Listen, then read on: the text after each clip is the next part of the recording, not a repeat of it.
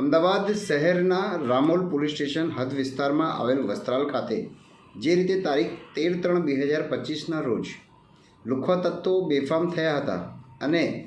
ધારદાર હથિયાર સાથે નિર્દોષ પ્રજા ઉપર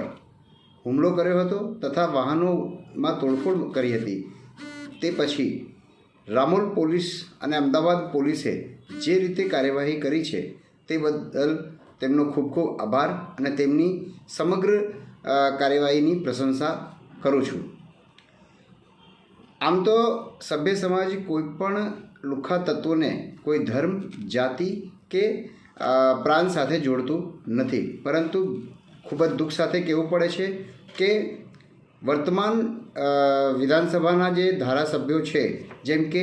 શ્રી ઇમરાન ખેડાવાલા, શ્રી અમૂલ ભટ્ટ, શ્રી હર્ષદ પટેલ, શ્રી હસમુખ પટેલ,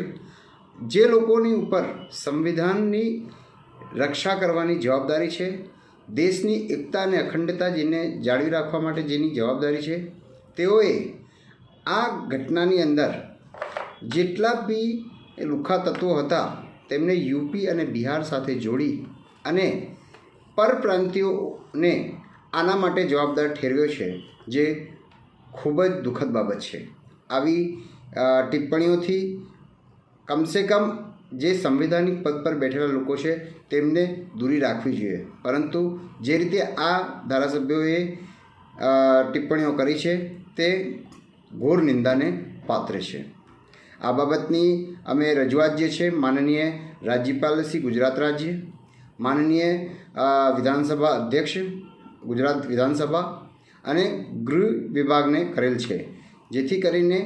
આવા ધારાસભ્યોને તેમના પદની ગરિમા શું છે અને તેને જાળવી રાખવા માટે આ બિનજરૂરી જે ટિપ્પણીઓ કરે છે તે ટિપ્પણીઓથી દૂર રહેવા માટે આ લોકોને ઉપરના જે આ સત્તાધીશો છે તે તેમને ઠપકો અને એમનું માર્ગદર્શન કરે. એ જ આશા સાથે કે આ લોકોને ભવિષ્યમાં આવી ટિપ્પણીઓથી દૂર રહેશે